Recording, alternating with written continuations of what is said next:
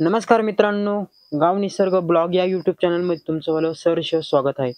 तर मित्रांनो, मी आज नागामठाण या ठिकाणी आलेलो आहे आणि इथलं तुम्हाला नागेश्वराचं मंदिर देखील दाखवण्याचा प्रयत्न करणार आहे.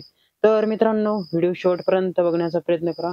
जे कोणी नवीन असाल व्हिडिओवर तर लाईक आणि शेअर करायला विसरू नका आणि चॅनलला सबस्क्राईब करायला तर अजिबातच विसरू नका. चॅनलला लाईक करणं आणि सबस्क्राईब करणं हे एकदम फ्री असतं. तर मित्रांनो, मी तुम्हाला इथला पूर्णपणे परिसर दाखवत आहे. तर मित्रांनो, जास्त वेळ न करता तुम्ही इथला पूर्ण परिसर बघून घेण्याचा प्रयत्न करा.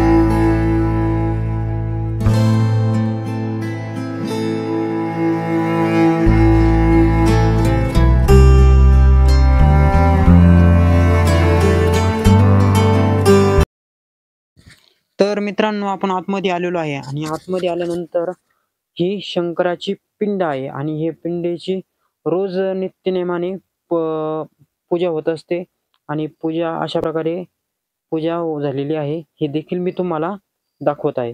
तर मित्रांनो, एकादशी वगैरे जे काही असतं त्या टायमाला इथं भरपूर गर्दी होत असते.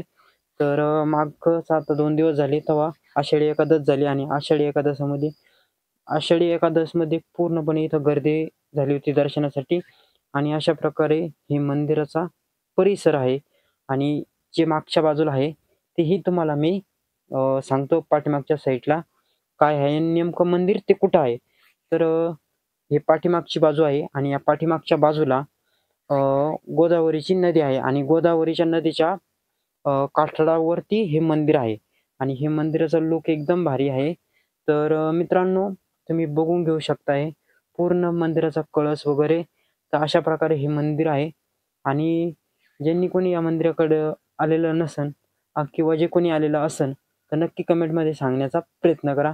तर ही गोदावरी नदी